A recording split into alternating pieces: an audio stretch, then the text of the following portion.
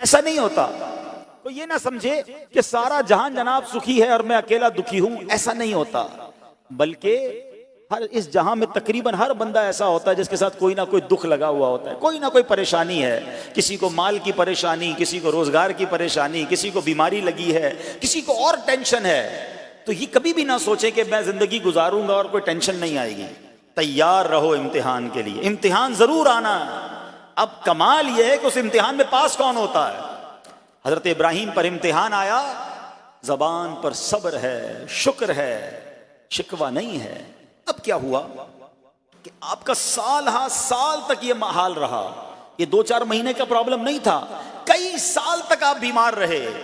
آپ کی زوجہ جو ہے وہ خدمت کرتی رہی. اچھا یہاں ایک غلط فہمی دور کر دوں کہ کچھ لوگ یہ کہتے ہیں، یا کتابوں میں پتہ نہیں کچھ کتابوں میں لکھ دیا گیا کہ حضرت ایوب علیہ السلام کو معاذ اللہ کوڑ کی بیماری ہو گئی تھی. ایسا بالکل نہیں تھا. کوڑ کی بیماری نہیں ہوئی تھی، بلکہ نہ کوڑ ہوا نہ جزام ہوا. آپ کو جسم پر پھوڑے پھنسیاں جن کو کہتے ہیں، آبلے نکل آئے تھے. کیونکہ کوڑ کی بیماری وہ ہوتی ہے کہ جس سے لوگ نفرت یا حقارت کرتے ہیں. اللہ کے کسی بھی نبی کو کبھی بھی کوئی ایسی بیماری نہیں ہوئی جس کی وجہ سے لوگ اس سے حقارت یا نفرت کریں یا دور بھاگیں. کیونکہ اللہ نے ان نفوس قدسیہ کو، ان نیک بندوں کو، ان منتخب شخصیات کو لوگوں کی ہدایت کے لیے بھیجا ہے. اس لیے رب کریم نے ان شخصیات کو بے عیب پیدا فرمایا ہے. ہاں، ان کو کبھی کوئی ایسی چیز نہیں ہوئی کہ جس سے لوگ گھن کھا کر دور بھاگیں. تو یہ بالکل غلط ہے. البتہ آپ کے جسم پر آبلے تھے، پھوڑے تھی، اور اللہ اکبر، آپ اس حال میں کیا رب سے عرض کرتے تھے؟ آپ عرض کرتے تھے، قرآن میں یہ الفاظ موجود ہیں، انی مسنی الضر وانت ارحم الراحمین. اے اللہ، ترجمہ کیا ہے؟ مجھے تکلیف پہنچی اور تو سب مہر والوں سے بڑھ کر مہر والا ہے، رحم کرنے والوں میں سب سے بڑھ کر رحم کرنے والا ہے. یعنی اللہ کی بارگاہ میں یہ عرض کرتے تھے، یا اللہ تکلیف پہنچی ہے، رحم تو نے کرنا ہے، تو ارحم الراحمین ہے. زمانے سے نہیں کہتے تھے. یہاں ایک اور پرابلم ہے. میں کوئی مسئلہ ہوتا ہے، پرابلم آتی ہے، ہم ساری دنیا سے کہتے ہیں یہ مسئلہ ہو گیا، یہ پرابلم ہو گئی. نہیں، ساری دنیا میں سے کوئی آپ کا مسئلہ حل نہیں کر سکتا. اس سے بات کرو نا جو مسائل کو حل کرنے والا ہے، اس سے عرض کرو نا جو مصیبت کو دور کرنے والا ہے. ادھر ادھر جانے کی بجائے پرابلم یہ ہے، جب بھی مشکل آتی ہے ہم سب کے پاس جاتے ہیں، ہم رب کے پاس نہیں جاتے. جاؤ اس کے پاس جو حل المشکلات ہے، جو مصیبتوں کو حل کرنے والا ہے، اس کی بارگاہ میں فریاد کرو. وہ شاعر کتنی پیاری بات لکھتے ہیں نا، یہ بہت سارے لوگوں کے لیے درس ہے جو اپنی پرابلمز کے لیے دنیا والوں کے پاس جاتے ہیں.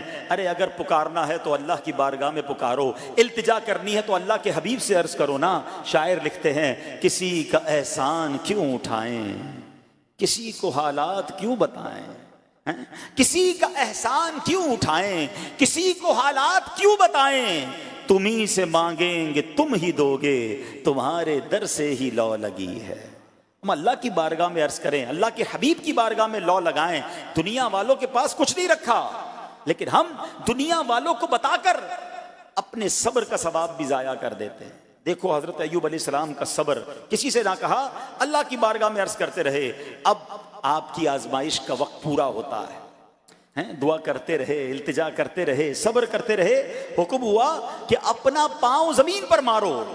حضرت ایوب علیہ السلام نے پاؤں زمین پر مارا تو زمین سے ایک چشمہ پھوٹ اٹھا.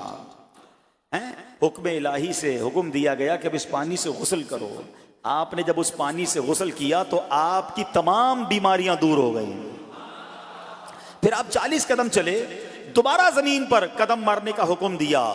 قدم مارتے ہی ایک اور خوبصورت لذیذ ٹھنڈے پانی کا چشمہ نمودار ہوا. پانی ٹھنڈا، میٹھا اور لذیذ تھا. اب آپ نے وہ پانی پیا تو آپ کے باطن میں نور ہی نور پیدا ہو گیا اور آپ کو اعلیٰ درجے کی صحت و نورانیت حاصل ہو گئی. اور سنو، میرا رب تو قادر ہے نا، اللہ تعالیٰ نے آپ کی وہ ساری اولاد جو دب کر کئی سال پہلے مر گئی تھی، انتقال فرما گئے تھے، اللہ نے ان تمام اولاد کو پھر زندہ فرما دیا. اور آپ کی بیوی کو دوبارہ جوانی بخشی، اور اب اس کے بعد بھی آپ کی کثیر اولاد ہوئی. سنو سنو، جو جانور چلے گئے تھے نا، اللہ نے مویشی، اسباب، وہ خزانہ اس سے زیادہ آپ کو پھر سے عطا فرما دیا. صبر کیا تھا نا. ان اللہ مع الصابرین. اچھا یاد سب کو ہے یہ آیت, بچپن سے یاد ہے, اللہ صابروں کے ساتھ ہے, صبر کرنے والوں کے ساتھ ہے, مگر صبر کرنا نہیں ہے. امتحان آنا ہے تو صبر کرنا نہیں ہے, آیت سب کو پتا ہے. اچھا جس کے ساتھ پرابلم ہو جائے نا, اس کو بھی بندہ درس دینے جا رہا ہوتا ہے, بھائی صبر کرنا, اللہ آپ کو صبر دے, لیکن جب اس پر امتحان آتا تو یہ صبر کرتا نہیں ہے. دوسروں کو درس دے رہا تھا, آج تیری باری آئی ہے نا, تو صبر کا دامن نہ چھوڑیں. میں آپ کو ایک بات سوال پوچھنا چاہتا ہوں. آج کل ہم بڑے لوگوں سے تعلقات کیوں بنانے کی کوشش کرتے ہیں کہ یار جب کوئی مشکل ٹائم آئے گا نا تو یہ بندہ کام آئے گا, یہ پیسے والا دوست ہے, یہ اس کے تعلقات بہت ہیں, اس کی گورنمنٹ میں بات ہے, اس کی وکیلوں میں بات ہے, 4-5 ایسے دوست ہونے چاہیے. یہ ڈاکٹروں کے اندر بڑی اچھی اس کی دوستی ہے, کوئی ڈاکٹر کا بھی کام آئے گا تو یہ بندہ کام آ جائے گا. ہم دنیا والوں سے تعلقات اس لیے بناتے ہیں تاکہ یار مصیبت آئے تو یہ بندہ کام آئے, اور نارملی اکثر ایسا ہوتا ہے کہ جس سے امید رکھی ہوتی ہے مصیبت کے وقت غائب ہو جاتا ہے. لیکن رب خود قرآن میں فرما رہا ہے ان اللہ مع الصابرین, صبر کر لو اللہ کی رحمت تمہارے ساتھ ہو جائے گی. اب میں آپ سے سوال کرتا ہوں, دنیا کے تعلقات ہوں یہ ضروری ہے یا یہ فائدے مند ہے, یا بندہ صبر کر لے تو اللہ کی رحمت ساتھ ہو جائے, سارے غم ویسے ہی دور ہو جائیں گے. صبر اس کو نہیں چھوڑنا ہے. تو حضرت ایوب علیہ السلام کی زندگی میں ایک اور واقعہ یہ ہوا کہ جب آپ بیمار تھے, آپ کو پتہ جب بندہ بیمار ہوتا ہے تو بعض اوقات اس کی طبیعت میں کیفیات بھی ہوتی ہیں, تو آپ نے اپنی زوجہ کو پکارا, تو آپ کی زوجہ کچھ دیر میں حاضر ہوئی, تو آپ نے جلال میں آ کر اس کو 100 درے, اپنی زوجہ کو 100 کوڑے مارنے کی قسم کھا لی. اب جب صحت آ گئی تو قسم تو آپ نے کھائی ہوئی تھی, تو اب کیا کرتے, اس بیوی نے تو خدمت بھی بہت کی تھی, اب اسے کوئی خاص کیفیت تھی, آپ نے قسم اٹھا لی تھی. تو سبحان اللہ, ایوب علیہ السلام کو اللہ کریم نے قرآن میں کیا حکم دیا کہ اے ایوب آپ ایک یعنی 100 جس کو کہتے ہیں تنکے, 100 تنکوں والی جھاڑو لیں اور اس جھاڑو کو ایک مرتبہ اپنی بیوی کو مار دیجئے تو آپ کی قسم جو ہے وہ پوری ہو جائے گی, یعنی قسم کا کفارہ نہیں دینا ہوگا.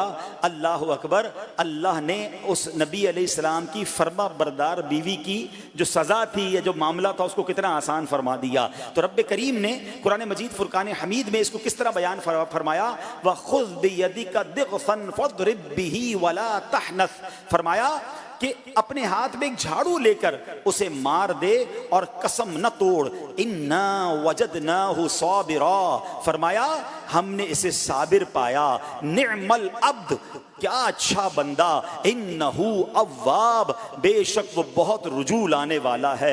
ارے آج دنیا کسی کو کہے یہ صبر والا ہے, حضرت ایوب کی شان دیکھو کہ رب فرما رہا ہے قرآن میں انا وجدناہ صابرا, اور ہم نے ایوب کو صبر کرنے والا پایا, صابر پایا. اللہ حضرت ایوب کے صبر کے صدقے ہمیں بھی صابرین میں شامل فرما لے. اللہ اکبر, سبحان اللہ. اور رب کریم نے جو اواب فرمایا, علماء کہتے ہیں کہ یہ اواب کے لاجواب خطاب کو جو آپ کے سر مبارک پر ایک تاج کی طرح رکھ دیا گیا, کیونکہ اواب کے معنی کیا ہے, انہو اواب, بے شک وہ بہت رجوع لانے والا ہے. اللہ اکبر. صبر کیا تو رب نے کیسے کیسے القاب جو ہیں وہ قرآن میں عطا فرمائے. یہاں ایک اور بات بھی سیکھنے والی ہے کہ حضرت ایوب علیہ السلام کے صبر کا کمال یہ ہے کہ قرآن میں ذکر آ گیا, اب صبح قیامت تک حافظ تلاوت کریں گے, تراویح میں قرآن پڑھا جائے گا, جب بھی قرآن کی تلاوت دنیا کے کونے کونے میں کی جائے گی, قیامت تک حضرت ایوب کے صبر کا ذکر ہوتا رہے گا. ہاں, ان کے جو غلام ہو گئے وقت کے امام ہو گئے. جب آپ صبر کرتے ہیں اللہ رسول کو راضی کر لیتے ہیں, اللہ ان ناموں کو بلند فرما دیتا ہے. بہرحال میرے پیارے اسلامی بھائیوں, اب یہاں تھوڑا سا ایک شرعی مسئلہ بھی سمجھ لیں. بعض اوقات ہے کہ آپ لفظ سنتے ہیلا, اچھا کچھ لوگ جب یہ لفظ ہیلا سنتے ہیں تو کنفیوز ہو جاتے ہیں, یار یہ کیا, ایک کام کرنا تھا اس کو ایک اور طریقے سے کر دیا, ہمیں سمجھ نہیں آ رہا. عجیب عجیب سی لوگ باتیں کرتے ہیں. سبحان اللہ. علماء فرماتے ہیں پہلے ہیلے کا مسئلہ سمجھ لیں. فتاوی عالمگیری میں ہے جو ہیلا کسی کا حق مارنے یا اس میں شبہ پیدا کرنے یا باطل ذریعے سے فریب دینے کے لیے کیا جائے وہ مکروہ ہے, اور جو ہیلا اس لیے کیا جائے کہ آدمی حرام سے بچ جائے یا حلال کو حاصل کر لے وہ اچھا ہے. انما الاعمال بالنیات, غلط نیت سے ہیلا کہ کسی کا حق دبا لوں یا معاذ اللہ زکوٰۃ ادائی نہ کرنی پڑے, تو اللہ کو کوئی دھوکہ نہیں دے سکتا، اللہ دیکھ رہا ہے کہ اس کی نیت کیا ہے، لیکن ہیلا اس لیے ہے کہ حرام سے بچ جائے، حلال حاصل کر لیا جائے۔ تو اس کی جو جواز کی صورتیں ہیں علماء نے فرمایا یہ آیت اس میں دلیل ہے، اور آیت کیا تھی؟ وَخُذْ بِيَدِكَ ضِغْثًا فَاضْرِب بِهِ وَلَا تَحْنَثْ، اور فرمایا اپنے ہاتھ سے ایک جھاڑو لے کر اسے مار دو اور قسم نہ توڑو۔ قسم تو 100 کوڑے مارنے کی تھی، اللہ کریم نے آسانی کا راستہ بتایا۔ ہاں ایک بات یاد رہے، یہ بڑی امپورٹنٹ بات کرنے جا رہا ہوں کہ مفتیان کرام، قابل اعتماد مفتیان کرام سے رہنمائی لے کر ہم جیسے لوگوں کو، عوام الناس کو کوئی ہیلا اپنے طور پہ نہیں کر لینا چاہیے۔ ہاں کیونکہ بعض ہیلوں کی شرعی طور پر اجازت نہیں ہوتی، اور بعض اوقات ہیلا کرنے میں ایسی غلطی لوگ کر جاتے ہیں جن کی وجہ سے ہیلا ہوتا ہی نہیں ہے۔ تو یہاں صرف آپ کو دلیل بتانا تھا، باقی اگر کسی قسم کا کوئی شرعی ہیلا کرنا ہے تو قابل اعتماد مفتیان کرام سے رجوع کیا جائے۔ سبحان اللہ۔ اب حضرت ایوب علیہ السلام کے صبر کی بات ہوئی ہے نا، اللہ نے پتہ ہے آپ کو کتنا مقام عطا فرمایا کہ نبی کریم صلی اللہ تعالی علیہ وآلہ وسلم نے ارشاد فرمایا حضرت ایوب لوگوں میں سب سے بڑھ کر عالم، صابر اور غصہ پینے والے تھے۔ حضرت ابن مسعود رضی اللہ تعالیٰ عنہ سے مروی ہے کہ حضرت ایوب علیہ السلام قیامت کے دن صبر کرنے والوں کے سردار ہوں گے۔ ہاں صبر کرنے والوں کے بھی سردار ہوں گے۔ اچھا بعض اوقات ہوتا کیا ہے، اچانک کوئی پرابلم آ گئی، کہیں آگ لگ گئی ہیں، گاڑی میں نقصان ہو گیا، پیسے چوری ہو گئے، موبائل چوری ہو گیا، کوئی چیز میں نقصان ہو گیا، کاروبار میں نقصان ہو گیا، صحت خراب ہوئی، بندہ کہتا ہے یار یہ میرے ساتھ کیوں ہوا ہے، میں نے ایسا کیا کیا ہے۔ بعض اوقات زبان سے شکوے، شکایت، حالانکہ قرآن مجید فرقان حمید نے تو پہلے ہی ہمیں بتا دیا ہے ہمارا پرابلم پتہ ہی کیا ہے۔ ہم بہت ساری باتیں جانتے ہیں دنیا کی، قرآن و حدیث پڑھتے نہیں ہیں تو مینٹلی پریپیئرڈ نہیں رہتے۔ آپ کو پہلے ہی پتا ہو کہ یار گرمیاں آنے والی ہیں، تو اچانک گرمیاں آئیں گی تو پریشان نہیں ہوں گے نا۔ آپ کو پتا تھا جون جولائی میں گرمیاں ہوتی ہیں، بھائی سردیاں نہیں ہوتی، آپ پنکھا بھی تیار رکھتے ہیں، ٹھنڈا پانی کا انتظام بھی رکھتے ہیں، گرمی کے وقت باہر کم نکلتے ہیں، اور سردیاں آتی ہیں آپ کو پہلے ہی پتا ہوتا ہے، رضائی تیار کر لیتے ہیں، سویٹر نکال لیتے ہیں۔ ایسا نہیں ہوتا کہ صبح اٹھتے تو 40 ڈگری ہوتا ہے، دوسرے دن اٹھتے تو 5 ڈگری ہوتا ہے، بندہ کہ یار آج ٹھنڈ کی ہو گئی، کل گرمی کی ہو گئی۔ مینٹلی پریپیئرڈ جب بندہ ہوتا ہے تو وہ تیار ہوتا ہے۔ اگر جو قرآن پڑھنے والا ہے، حدیث پڑھنے والا ہے، اس کو تو پہلے ہی مینٹلی پریپیئرڈ ہونا ہے۔ کیوں؟ قرآن کا وعدہ ہے نا، قرآن کا اعلان سنو۔ اللہ کریم قرآن مجید میں کیا ارشاد فرماتا ہے؟ بسم اللہ الرحمن الرحیم وَلَنَبْلُوَنَّكُمْ بِشَيْءٍ مِّنَ الْخَوْفِ وَالْجُوعِ وَنَقْصٍ مِّنَ الْأَمْوَالِ وَالْأَنفُسِ وَالثَّمَرَاتِ وَبَشِّرِ الصَّابِرِينَ۔ ترجمہ کنز الایمان، اور ضرور ہم تمہیں آزمائیں گے۔ کیا فرمایا؟ ضرور آزمائیں گے، تیار رہو، دیر از ایگزامینیشن۔ اچھا آزمائش کن کن چیزوں کی ہوگی؟ سبحان اللہ، قرآن نے لسٹ بھی دے دی ہے کہ آزمائش کیا ہوگی۔ فرمایا کچھ ڈر سے، اچانک خوف آ جاتا ہے نا، کوئی دشمن آ جاتا ہے، کوئی دھمکی دے رہا ہوتا ہے، اچانک حالات خراب ہو جاتے ہیں، دل میں خوف بیٹھ جاتا ہے۔ پھر فرمایا بھوک سے، مال کم ہو گیا ہے، تنگی آ گئی تو بھوک سے۔ پھر فرمایا کچھ مالوں اور جانوں اور پھلوں کی کمی سے، کبھی کاروبار میں نقصان ہوگا، کبھی کسی کے باغات ہے تو باغ فصل اجڑ سکتی ہے، آپ کو کوئی نقصان ہو سکتا ہے، کسی جگہ آگ لگ سکتی ہے، اور جانوں کی کمی سے بیماری بھی آ سکتی ہے۔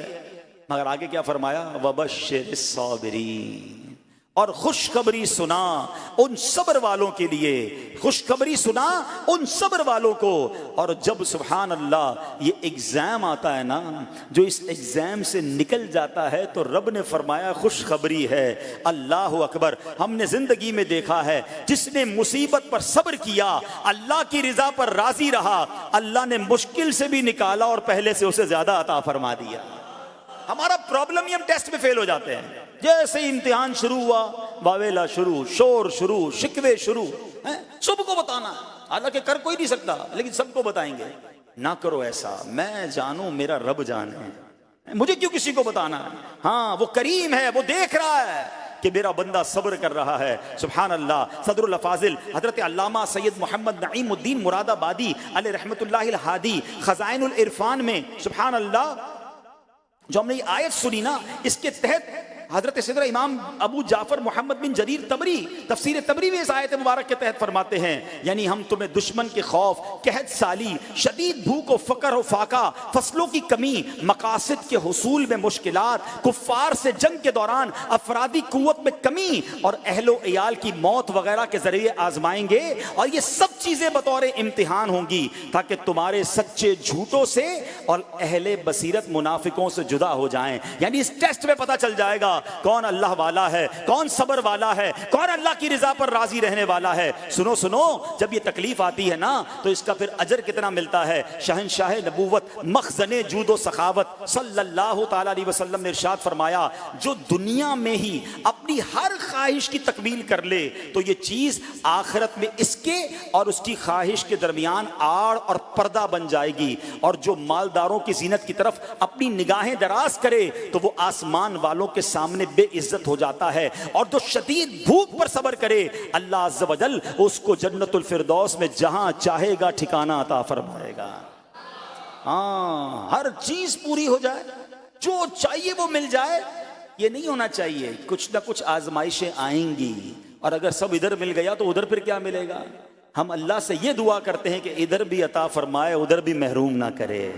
ہاں، ہمیں ڈرتے بھی رہنا چاہیے کہ یار میں جو مانگتا ہوں ادھر مل جاتا ہے، کہیں وہاں محروم نہ رہ جاؤں۔ تو آزمائش آئے تو اسے بھی اللہ کی رضا کی طرح صبر کرنا چاہیے، اللہ کی رضا کے طور پہ زندگی گزارنی چاہیے۔ ایک بار نبی پاک علیہ الصلوۃ والسلام انصار کے پاس تشریف لے گئے تو فرمایا کیا تم مومن ہو؟ بڑا کمال کا سوال جواب ہے، ذرا غور کیجئے گا۔ ہمارے پاس بھی کوئی آ کر کہے کہ کیا تم مومن ہو تو ہم کیا جواب دیں گے؟ صحابہ خاموش رہے۔ سیدنا فاروق اعظم نے کہا حضور ہاں ہم مومن ہیں۔ شاید ہمارا بھی جواب یہی ہوگا، ہم مومن ہیں۔ مگر اگلا سوال سنو نبی پاک علیہ الصلوۃ والسلام کا۔ فرمایا کہ اگر تم مومن ہو تو تمہارے ایمان کی علامت کیا ہے؟ ہاں، اب ہم سے کوئی یہ سوال کرے تو ہم جواب کیسے دیں گے؟ بھائی تم کہہ رہے ہو مومن ہیں، واٹ از دا سمٹمز؟ کوئی نشانی، کوئی علامت تو بتاؤ نا۔ اب یہ سوال کرنے والے کون ہیں؟ پیارے آقا صلی اللہ تعالی علیہ وآلہ وسلم۔ صحابہ سامنے بیٹھے ہیں، ارشاد فرمایا مومن ہو تو علامت کیا ہے؟ تو کیا شاندار جواب دیا کہ صحابہ کرام نے کہ ہم جب فراخی کی حالت ہوتی ہے نا، آسانی ہوتی ہے تو ہم شکر ادا کرتے ہیں، جب آزمائش آتا ہے، کوئی پرابلم آتی ہے، ہم صبر کرتے ہیں اور اللہ کے فیصلے پر راضی رہتے ہیں۔ نبی اکرم علیہ الصلوۃ والسلام نے جواب میں کیا فرمایا؟ رب کعبہ کی قسم تم مومن ہو۔ تو پتہ یہ چلا کہ مومن ہونے کی نشانی یہ ہے کہ جب اچھے دن آئیں تو شکر کرے، اور مشکل کے دن آئیں تو اللہ کی رضا پر، اللہ کے فیصلوں پر راضی رہے، صبر کرے۔ اب آؤ سوال کرتے ہیں، اچھے دن آتے ہیں تو ہم کیا کرتے ہیں؟ ارے بھائی میں تو انتظار میں تھا، تھوڑے پیسے آئیں تو فلاں عیاشی کروں، فلاں گناہ کروں، تھوڑے پیسے تھے تو وہ کام ہی نہیں کر پا رہا تھا، اب تو موقع لگا ہے، اب تو دن آئے ہیں۔ معاذ اللہ، جس کو اللہ نعمتیں دیتا ہے، فراخی دیتا ہے، تو وہ اللہ کی نافرمانی میں لگ جاتا ہے، اور جب اس کو کوئی آزمائش بھیجتا ہے تو وہ ناشکری کہہ کر، بلکہ بعض اوقات تو کفریہ کلمات منہ سے نکال کر ایمان سے بھی ہاتھ دھو بیٹھتا ہے۔ ایسا نہیں ہونا چاہیے۔ عقل مند وہ ہے، یاد رکھنا کہ رب جتنی عطائیں بڑھائے ہم اتنے سجدے بڑھائیں، ہم اتنے صدقے بڑھائیں۔ دیکھو نا دنیا میں کیا ہوتا ہے، آپ کو کوئی تحفہ دے، آپ کیا کہتے ہیں؟ شکریہ، جزاک اللہ۔ دوبارہ تحفہ دے، آپ کہتے ہیں بہت مہربانی۔ تیسری بار دے، بندہ کہ یار یہ تو مجھ پر کتنا مہربان ہے۔ اتنی مہربانیاں، ناراض نہیں ہونا چاہیے۔ جو تمہیں دنیا میں 2-4 تحفے دے دے، تم اسے ناراض نہیں کرنا چاہتے۔ جب سے میں پیدا ہوا، جب سے وہ نواز رہا ہے، وہ ناراض نہ ہو جائے اس کا کوئی خیال نہیں، وہ دیے جا رہا ہے۔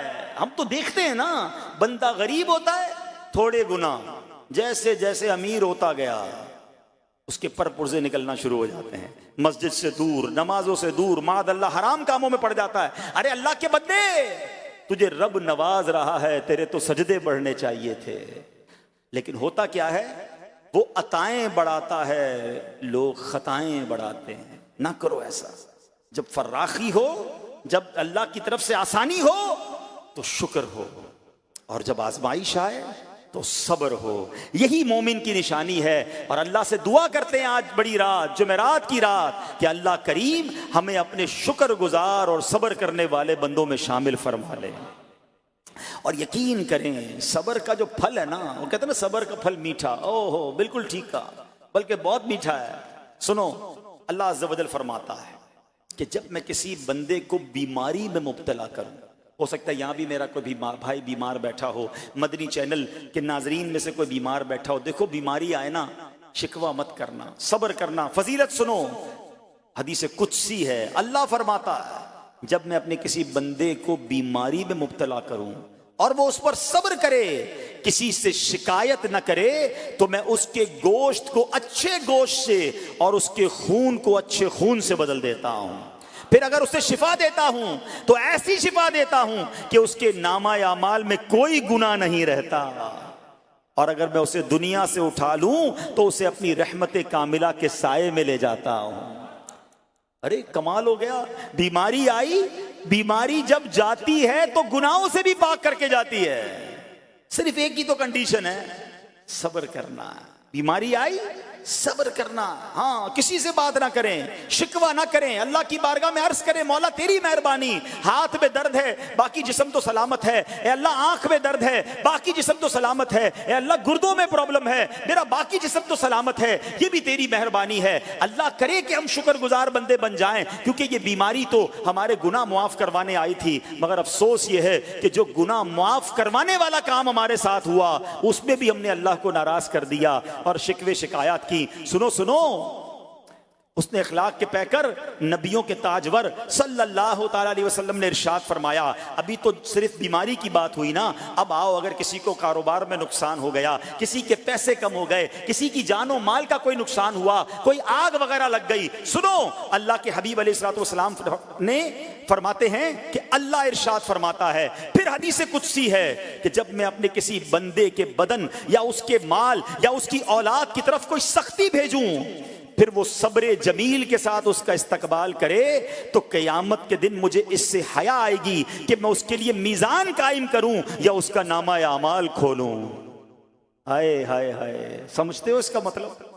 اللہ فرما رہا ہے مجھے حیا آئے گی کہ اپنے بندے سے اب کیا حساب لوں۔ جب آزمائش بھیجی تھی تو اس نے صبر کیا تھا، اس نے شکوہ نہیں کیا تھا۔ خدا کی قسم میں آپ سے پوچھتا ہوں، میرا کوئی نقصان ہو جائے اور قیامت کے دن میرا نامہ اعمال نہ کھولا جائے، مجھے اللہ کی بارگاہ میں حساب نہ دینا پڑے، مجھے بتاؤ یہ دنیا کے حساب نقصان کی کیا حیثیت ہے اگر ادھر بخشا جائے؟ سنو تو صحیح، رب فرما رہا ہے کہ مجھے حیا آتی ہے کہ اس کے لیے میزان قائم کروں یا اس کا نامہ اعمال کھولوں۔ ارے یہ ساری دنیا کی دولت، یہ ساری دنیا کی آسائش ایک طرف، اگر قیامت کے دن حساب کتاب میں آسانی مل جائے، اللہ بلا حساب جنت میں داخل کر دے، اس سے بڑھ کر کوئی نعمت نہیں۔ مگر آج افسوس یہ ہوتا ہے کہ اگر کسی پر امتحان آتا ہے، وہ اس امتحان میں فیل ہو جاتا ہے۔ اس حدیث میں ایک لفظ استعمال ہوا صبر جمیل کے ساتھ۔ اب یہ بھی بڑا مسئلہ ہے کہ لوگوں کو یہی نہیں پتا کہ صبر جمیل ہے کیا۔ لوگ کہتے تو بہت ہیں اللہ پاک آپ کو صبر جمیل عطا فرمائے، اب اس سے پوچھو بھائی صبر جمیل کی تعریف کیا ہے،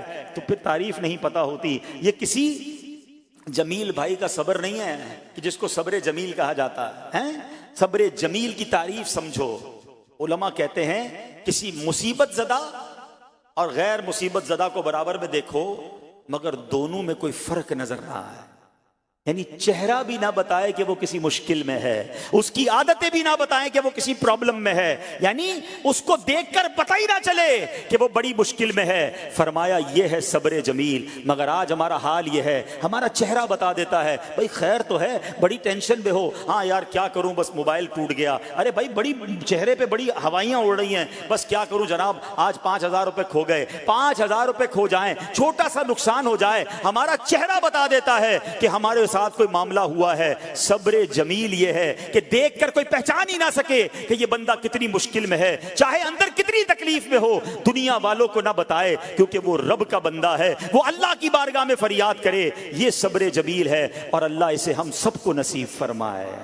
ہاں یہ بڑی کمال کی بات ہے۔ ہم کیا کرتے ہیں، سارے جہان کو بتاتے ہیں، اچھا پھر آخر میں لوگ کہتے بھی ہیں جب پورے محلے کو بتا دیا نا، پھر اس کے بعد کہتے ہیں بس کیا کریں بھائی صبر ہی کر رہے ہیں۔ اب آپ صبر نہیں کر رہے حضرت، ہاں آپ کا صبر چلا گیا، آپ نے ساری دنیا کو تو بتا دیا۔ صبر یہ ہے کہ صبر پہلے صدمے پر ہوتا ہے، جیسے ہی آپ کو کوئی صدمہ لگا نا، اب آپ جانے رب جانے، نہ بتائیں کسی کو، ٹھیک ہے، وہ الگ بات ہے، آپ کسی کو دعا کے لیے کہہ دیں، لیکن بڑا نقصان ہو گیا، بڑی مشکل ہو گئی، بڑی پریشانی ہو گئی، اس سے حل تو کوئی نہیں ہونا۔ اچھا، ہمارا ماجرا ایک اور بھی بڑا عجیب ہے، مشکل ہو جائے تو سب کو بتاتے ہیں، آسانی ہو جائے تو پھر کسی کو نہیں بتاتے ہیں۔ 5,000 کا نقصان سارے محلے کو پتا ہے، 50,000 کا فائدہ ہوا پھر کسی کو بتایا آپ نے؟ نہیں یار، بتاؤں گا تو نظر لگ جائے گی، گھر والوں کو تو بالکل بھی نہیں بتاؤں گا، خرچہ بڑھا دیں گے۔ گھر والوں کو ساری ٹینشن کی خبریں جا کے دے رہے ہوتے ہیں، مارکیٹ میں بڑا نقصان ہو گیا، آج بڑا مندہ ہے، ارے بھائی کاروبار بالکل نہیں ہے، تاکہ گھر والوں کا خرچہ روک سکے۔ اور جیسے ہی کاروبار اچھا ہو گیا، گھر جاتے پھر بھی وہی والا منہ بنا لیتے ہیں، تاکہ ان کو پتہ نہ چلے میں بڑے پیسے کمانے لگا ہوں۔ یہ نہ کیا کریں۔ ہاں، ٹینشن آپ کسی کو بتا کر اپنا صرف ثواب ضائع کرتے ہیں، باقی کچھ نہیں ہوتا۔ کرنا رب نے ہے، اور یہ اگر آزمائش میرے درجے بلند کرنے آئی ہے، اگر یہ آزمائش مجھے اللہ کے قریب کرنے آئی ہے، تو پھر تو اس کا استقبال ہونا چاہیے نا۔ ہاں، ہمارے بزرگان دین تو آزمائشوں کا استقبال کیا کرتے تھے۔ اور سنو، یہاں ہو سکتا ہے کہ میرا کوئی نابینا بھائی بیٹھا ہو، بعض اوقات ایسا بھی ہوتا ہے کہ اچانک کسی کی بینائی چلی جاتی ہے، آنکھیں ٹھیک ہوتی ہیں اور اچانک ایکسیڈنٹ ہوا یا کوئی واقعہ ہوا ہے، بہت بڑی آزمائش۔ اللہ اس آزمائش سے ہمیں محفوظ رکھے۔ مگر دیکھو میرے رب کی شان دیکھو، جب بھی کوئی تکلیف آتی ہے نا، بندہ صبر کرے، اس تکلیف کا اجر تیار ہے، اس کا کمال سے اس کی رحمت تیار ہے، رحمت کی برسات تیار ہے۔ سنو، اللہ فرماتا ہے کہ اے جبرائیل، جب میں اپنی کسی بندے کی بینائی لے لوں تو اس کا اجر یہ ہے کہ میں اسے اپنے دیدار سے مشرف فرماؤں گا۔ ہاں، آنکھیں گئی ہیں، مگر اللہ فرماتا ہے میں اپنا دیدار کرواؤں گا، بس صرف صبر کرنا ہے۔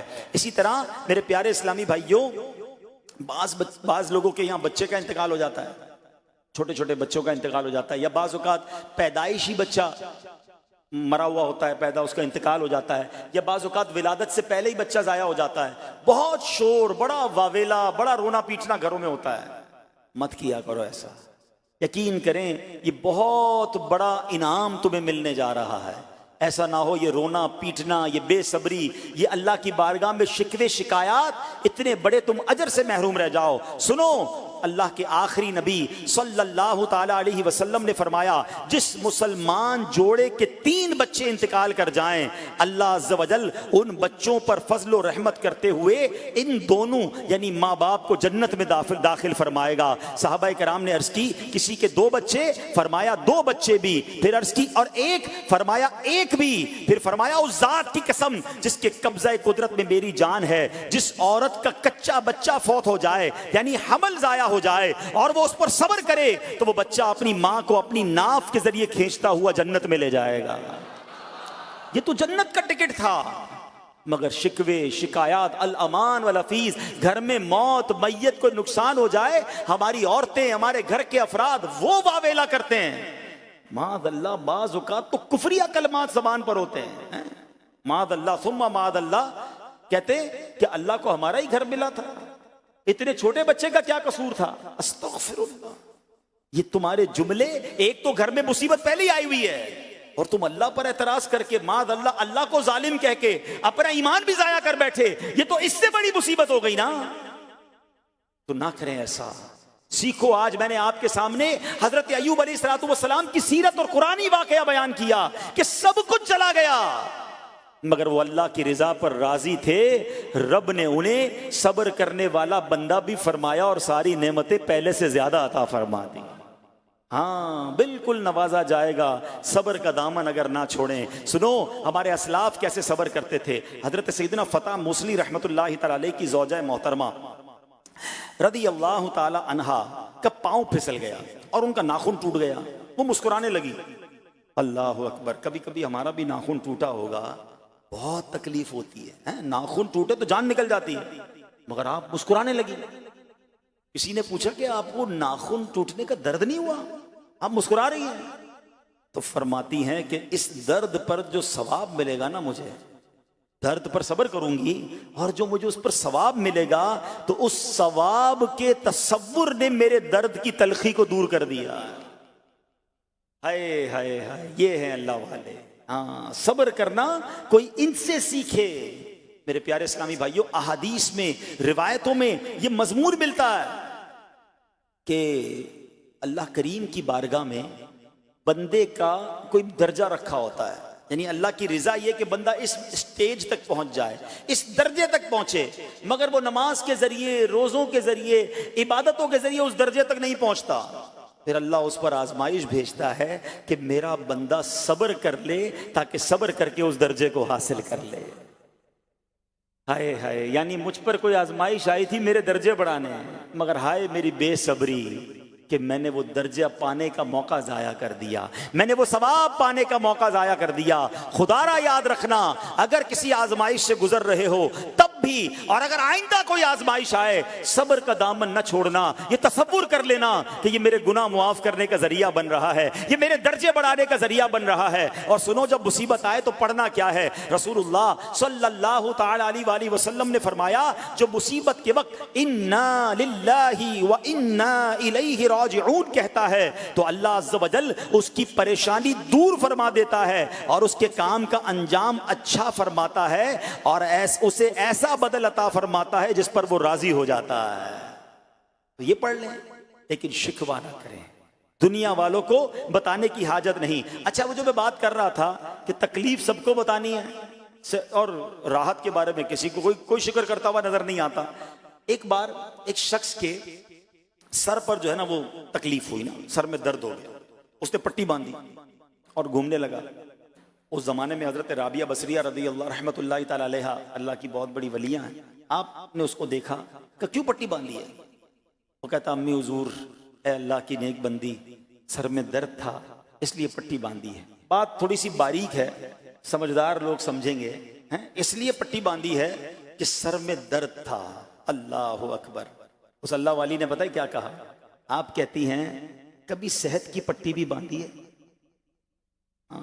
یہ جملہ ہے بڑا سمجھنے والا ہے، یعنی اللہ نے اتنے دنوں تک صحت میں رکھا تو کسی کو نہیں بتایا، اور تھوڑے دنوں کی تکلیف آئی تو پٹی باندھ کے سب کو بتانے چلا ہے کہ رب نے بیمار کیا ہے۔ ہاں، ہمیں اللہ کریم کی طرف سے آزمائش ہمیشہ تھوڑی آتی ہے۔ اگر اپنی زندگی کا ہم پورا عرصہ کیلکولیٹ کریں نا کہ بھئی 40 سال کا کوئی بندہ ہو گیا ہے تو کتنے دن ہوئے 40 سال میں؟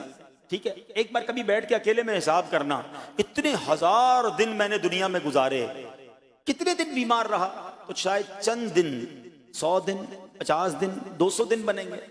کئی ہزار دنوں میں سے اگر چند دن اللہ نے مجھ پر آزمائش ڈالی تو ہزاروں دن راحت بھی تو ڈالی نا، صحت بھی تو عطا فرمایا۔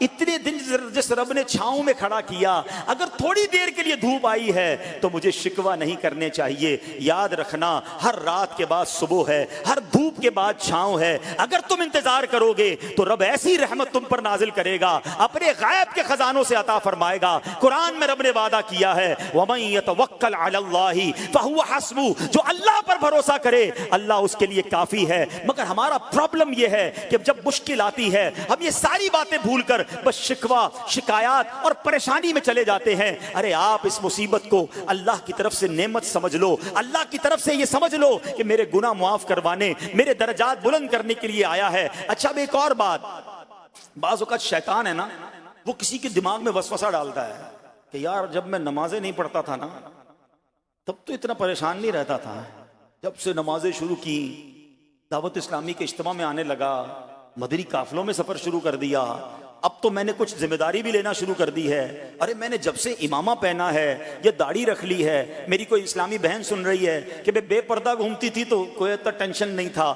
اب میں نے جناب پردہ کرنا شروع کیا ہے، قرآن پڑھنا شروع کیا ہے تو ٹینشنیں شروع ہو گئی ہیں۔ اب شیطان بعض لوگوں کے ذہنوں میں یہ وسوسہ ڈالتا ہے کہ میں تو دین کے قریب ہو رہا ہوں، اللہ کے قریب ہو رہا ہوں، اور مجھ پر آزمائشیں کیوں آ رہی ہیں؟ سنو سبحان اللہ، اللہ کے حبیب علیہ الصلوۃ والسلام کی کیا شان ہے۔ اعلیٰ حضرت ایسے ہی نہیں کہتے کہ میں نثار تیرے کلام پر ملی یوں تو کس کو زبان نہیں، وہ سخن ہے جس میں سخن نہ ہو، وہ بیان ہے جس کا بیان نہیں۔ میرے آقا نے کم و بیش 1450 سال پہلے یہ مسئلہ سالو کر دیا۔ حضرت سیدنا سعد بن ابو وقاص رضی اللہ تعالیٰ عنہ فرماتے ہیں کہ میں نے عرض کی یا رسول اللہ صلی اللہ تعالیٰ علیہ وسلم، سب سے زیادہ مصیبتیں کن لوگوں پر؟ گلی مقاتی نا، پنجابی بچ کہتے ہیں نا، گالی بات ہی ختم کر دی۔ حضور یہ بتائیں سب سے زیادہ مصیبتیں کن لوگوں پر آئیں؟ پیارے آقا نے فرمایا انبیاء پر۔ اللہ اکبر، اللہ کے سب سے قریب تو انبیاء ہیں نا۔ انبیاء پر، پھر ان لوگوں کے بعد جو لوگ بہتر ہیں، پھر ان کے بعد جو بہتر ہیں۔ سنو اب اگلا جملہ، بندے کو اپنی دینداری کے اعتبار سے مصیبت میں مبتلا کیا جاتا ہے۔ اگر وہ دین میں سخت ہوتا ہے اس کی آزمائش بھی سخت ہوتی ہے، اگر وہ دین میں کمزور ہوتا ہے تو اللہ عز و جل اس کی دینداری کے مطابق اسے آزماتا ہے۔ بندہ مصیبت میں مبتلا ہوتا رہتا ہے یہاں تک کہ اس کے دنیا میں ہی اس کے سارے گناہ بخش دیے جاتے ہیں۔ گویا اللہ کی یہ رحمت ہے کہ بندہ بڑا نیک ہو رہا ہے، رب چاہتا ہے کہ اس بندے پر آزمائش بھیجوں، میرا نیک بندہ صبر کرے، اس کے گناہ معاف ہو جائیں اور میرے پاس آئے تو اس کو جنت میں داخل کر دوں۔ اللہ اکبر۔ اے پیارے اسلامی بھائیو، یاد رکھنا، اب جو میں نے ایک سوال قائم کیا تھا نا کہ یار میں تو دین کے قریب، میں تو اللہ کے قریب ہونے کی کوشش کر رہا ہوں اور ایک کے بعد ایک آزمائش آ رہی ہے، یہ کیا ہے؟ اب ایک اور حدیث سن لو، سبحان اللہ۔ حضرت سیدنا انس رضی اللہ تعالیٰ عنہ سے روایت ہے، سرکار والا تبار، ہم بے کسوں کے مددگار، شفیع روز شمار، دو عالم کے مالک و مختار صلی اللہ تعالی علیہ وآلہ وسلم نے فرمایا، جب اللہ عز و جل کسی بندے سے محبت فرماتا ہے، سننا ذرا غور سے، اللہ عز و جل جب اپنے کسی بندے سے محبت فرماتا ہے یا اسے اپنا دوست بنانے کا ارادہ فرماتا ہے تو اس پر آزمائشوں کی بارش فرما دیتا ہے۔ اب سوال ہے نا کہ میں اللہ دوست بھی بنا رہا ہے، اللہ کریم اس پر محبت بھی فرما رہا ہے اور آزمائشیں بھی بھیج رہا ہے۔ دوست پر آزمائشیں کون بھیجتا ہے؟ دوست کو تو راحتیں ڈالی جاتی ہیں۔ ہائے ہائے، اب یہی تو امتحان ہے، یہی تو چیک ہے۔ سنو، نبی پاک فرماتے ہیں تو جب اللہ اس پر آزمائش بھیجتا ہے نا، وہ بندہ اپنے رب کو پکارتا ہے، اے میرے رب عز و جل، تو اللہ فرماتا ہے میرے بندے تو جو کچھ مجھ سے مانگے گا میں تجھے عطا فرماؤں گا، تو جلد ہی تجھے دے دوں گا اور اسے تیری آخرت کے لیے ذخیرہ کر دوں گا۔ سبحان اللہ۔ یعنی اللہ والوں کو آزمایا جاتا ہے، ان کے درجات بلند کیے جاتے ہیں، ان کے گناہ معاف کیے جاتے ہیں۔ تو اے میرے پیارے اسلامی بھائیوں، کبھی بھی یہ ذہن میں خیال مت لانا کہ یار میں دین میں قریب آ رہا ہوں، میری آزمائشیں بڑھ رہی ہیں، سمجھ لو امتحان شروع ہو گیا ہے، ٹیسٹ شروع ہو گیا ہے، اب اس ٹیسٹ میں مجھے کامیاب ہونا ہے اور اللہ کے مزید قریب جانا ہے۔ زندگی میں جو گناہ ہو گئے ہیں یہ میرے گناہوں کا انشاءاللہ کفارہ بن جائے گا، میرے درجات کی بلندی کا سبب بن جائے گا۔ اللہ سے عرض کرنا، اے مولا میں تیری رضا پر راضی، میں تیرے فیصلوں پر راضی، اب تک جو دیا تھا تو نے دیا تھا، یہ سب کچھ تیرا ہے، اے رب جب تو واپس لے گا میں اس پر راضی۔ جب یہ ثابت قدمی نصیب ہو گئی پھر دیکھو غیب کے خزانوں سے کیسا آپ کے دل پر سکینہ اترے گا، پھر کیسا آپ پر رحمتوں کا نزول ہوگا۔ تو اے میرے پیارے اسلامی بھائیوں، مصیبتیں آ چکی اور آنے بھی والی ہیں، پہلے ذہنی طور پر تیار رہنا، مگر صبر کرنا۔ یہ چند دنوں کی، چند گھنٹوں کی، چند لمحوں کی مصیبت ہے مگر یہ تمہارے درجات کو بلند کر دے گی۔ رب کریم صبر کرنے والوں کو پسند فرماتا ہے۔ اور جو میں نے بات کہی تھی کہ صبر بھی کریں اور جب اللہ کریم کی طرف سے راحتیں آ جائیں تو شکر بھی کریں۔ کیا شاندار رب کا قرآن میں فرمان ہے، اللہ فرماتا ہے وَإِذْ تَأَذَّنَ رَبُّكُمْ لَئِن شَكَرْتُمْ لَأَزِيدَنَّكُمْ وَلَئِن كَفَرْتُمْ إِنَّ عَذَابِي لَشَدِيدٌ۔ اللہ قرآن میں فرماتا ہے اور یاد کرو جب تمہارے رب نے اعلان فرما دیا کہ اگر تم میرا شکر ادا کرو گے میں تمہیں اور زیادہ عطا کروں گا۔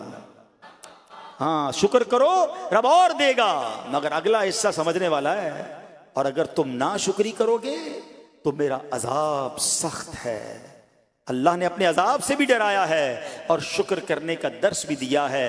تو بہرحال میرے پیارے اسلامی بھائیوں، اللہ کریم سے میں دعا کرتا ہوں کہ اپنے نیک بندوں کے صدقے، کربلا والوں کے صبر کے صدقے، نبی پاک علیہ الصلوۃ والسلام کے طائف کے میدان میں پتھر کھا کر دعا دینے والے صبر کے صدقے، رب کریم ہمیں بھی صبر کی نعمت نصیب فرمائے، صرف زبانی نہیں قلبی طور پر ہمیں صبر کرنے والوں میں شامل فرما لے، اور ہمارے اگر ہم پر کوئی آزمائش ہے تو رب کریم یہ آزمائش ہمارے گناہوں کا کفارہ بنا دے۔